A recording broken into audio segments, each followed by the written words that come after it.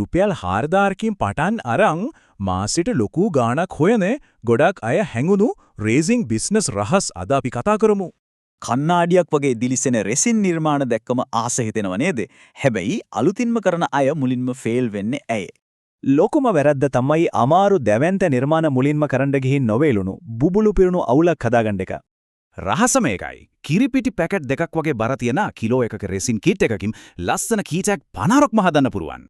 මේ වැඩේට ඉවසීම ඕනේ. හරියටම කිරලා විනාඩි 5ක් කලවම් කරලා පැල 72ක් වුණත් වේලෙන්න තියන්න වෙනවා. මුලින්ම ගොඩක් දේවල් ඕනේ නැහැ. 3500කට විතර රෙසින් කිට් එකයි පොඩි මූලික උපකරණ ටිකයි හොඳ තමයි ඇති. ගොඩක් අය වරද්ද ගන්න රහස මෙන්න.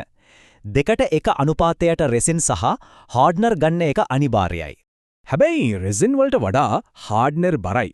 ඒ නිසා ඩිජිටල් තරාදියකින් කිරලම ගන්න එක තමයි ලොකුම රහස. රුපියල් 1200කට විතර විකුණන්න පුරුවන් කී ටැග් වගේ සරල දෙයකින් පටන් ගන්න එක තමයි වඩාත් ආරක්ෂිත. හැබැයි මුලින්ම ලොකු මල් දාලා වැඩ කරන්න යන්න එපා.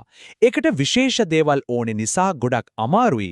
ඒ වගේම ලොකු වැඩවලට ගොඩක් අමතර දේවල් ඕන වෙනවා. වැරදුනොත් ලොකු පාඩුවක්. මුලින් ඒවයි නැත්වෙමු. රුපියල් 4000ක මූලික ආයෝජනයකින් 20000කට වඩා හොයන්න පුළුවන් මේකේ ඇත්තටම තියෙන මාජින් එක ගැන හිතලා බලන්න. ඉක්මනින් විකුණන මේ නිර්මාණ කරන්න ඕනේ රුපියල් 580 ඉදන් තියෙන පොඩි සිලිකන් අච්චු ටිකක් විතරයි. පොඩියට පටන් අරන් අත හුරුවනාම ලක්ෂ 3කට වඩා වටින රිවර් ටේබල්ස් පවා හදන්න ඔබට පුළුවන්. මේක අනිවාර්යෙන්ම යාළුවෙකුටත් ෂෙයා කරන්න. ඔයා මේක පටන් ගන්නවා නම් මුලින්ම තෝරන්නේ කී ටැග්, ඔරලෝසු නැත්නම් රිවර් ටේබල්ස්ද?